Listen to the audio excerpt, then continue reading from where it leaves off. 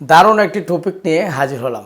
এত মজার যেটা আপনি কল্পনাই করতে পারবেন না। এই বইটা যদি আপনাকে দেওয়া হয় যে পুরো বইটা আপনি টাইপ করবেন, তো আপনার মাথায় কি বাড়ি পড়বে না? সেটা হাতের লেখা হোক বা আপনি বইয়ের কম্পোজই হোক, যাই হোক, পিডিএফ ফাইল হোক, ছবি হোক, যাই হোক, আপনি কীভাবে আপনি কম্পোজ করবেন, এত টাইপ আপনি কীভাবে কম্পোজ করবেন, আমি আপনাদের একটি সিক্রেট দেখিয়ে দিচ্ছি। আপনি খুব সহজেই করতে পারবেন। তো চলুন শুরু করি।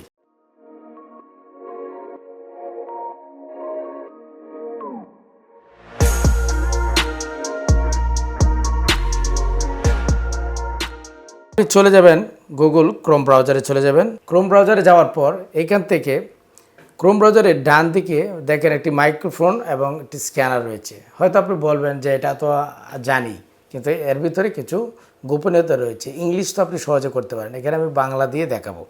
তো আমি লেন্সে ক্লিক করলাম। তো ওকে, এখানে দেখেন অনেকগুলি লেখা দেখা যাচ্ছে, তাই না? এই লেখাটাকে আমরা একটি সুন্দর করে জাস্ট একটি এখানে যে সার্চ অপশান রয়েছে সেই অপশানে আমরা সুন্দর করে ছবিটা তুলে নেবেন। ওকে, জাস্ট একটি ক্লিক করলাম। ক্লিক করার পর এখান থেকে দেখেন লেখা রয়েছে সিলেক্ট ট্যাক্স। শুধু ট্যাক্সগুলিকে আপনার সিলেক্ট করতে হবে। দেখেন এখানে কিন্তু ট্যাক্সগুলি সিলেক্ট হয়ে গেছে। দেন এটা কিন্তু ট্যাক্স সিলেক্ট হওয়া আর কম্পোজ হওয়া ম্যাজিকের মতো না, একদম পানির মতো, কিন্তু খুব সহজে কিন্তু হয়ে গেল। দারুণ না বিষয়টা? এখন আপনি যেটা করবেন, এটা কিন্তু আপনার প্রিন্ট তো দিতে হবে। এটা আপনার যেখান থেকে প্রিন্ট করবেন সেইখানে আপনি ইমেল করে জাস্ট পাঠিয়ে দেবেন। ধরেন আমি এটাকে কপি করে নিলাম। এখান থেকে আমরা এই যে কপিতে ক্লিক করলাম। কপিতে ক্লিক করে কপি কিন্তু হয়ে গেছে। সরাসরি আমি আমার জিমেলে চলে গেলাম। ঠিক আছে? আর ধরেন আমি আমার কম্পিউটার দিয়ে প্রিন্ট দিব। মোবাইল দিয়ে তো প্রিন্ট দেওয়া যাবে না, আমি আমার কম্পিউটার দিয়ে প্রিন্ট দিব। তো আমরা এখান থেকে ওই যে আমার মেলে চলে আসলাম। আমি এখান থেকে কম্পোজ দিলাম। কম্পোজ দিয়ে জাস্ট এটা এখানে ক্লিক করে ধরে রাখলাম। ওকে, আমি এটা পেস্ট করলাম। দেখেন খুব সুন্দর করে এই যে ছোটো কন্যা পারুল, এই যে এই লেখাটাই কিন্তু এখানে আছে। এই যে ছোটো কন্যা পারুল বলল বাবা তোমাকে, সুন্দর করে কিন্তু এটা কম্পোজ হয়ে গেল। এখন এটা যেহেতু আমার নিজের নয়, আপনি পরে সেন্ড করে দেবেন। That's enough. আপনি সহজে কিন্তু করতে পারছেন। তদ্রূপ এখন আপনার যদি এটা একটি ছবি আকারে ফাইল হয়, একটি পিডিএফ ফাইল হয়, সেক্ষেত্রে আপনি কি করবেন? সেজন্য আপনার কি করণীয় আছে?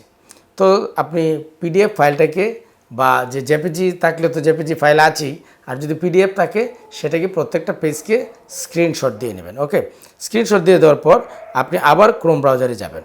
ওকে, আপনি আবার ক্রোম ব্রাউজারে যাবেন। ক্রোম ব্রাউজারে যাওয়ার পর আপনি ওই ছবির অংশে এই লেন্সে ক্লিক করবেন। ক্লিক করার পর পাশে দেখেন একটি চিহ্ন দেওয়া রয়েছে, সেই চিহ্নতে আপনি ক্লিক করবেন। ক্লিক করার পর অ্যালাউ দেন। ওকে, অ্যালাউ দেওয়ার পর এখান থেকে আপনার যে ছবিটা আছে সেই ছবিটা আপনার এখানে আপলোড করতে হবে। স্ক্রিনশট, হোয়াটসঅ্যাপ, কিসের ছবি? ধরেন পিকচার্স। ঠিক আছে, পিকচার্সে গিয়ে ধরেন এই ফাইলটা আমি স্ক্যান করব। এই যে দেখেন পারিবারিক জীবন বৃত্তান্ত, একটি জেপিজি ফরম্যাটের ফাইল।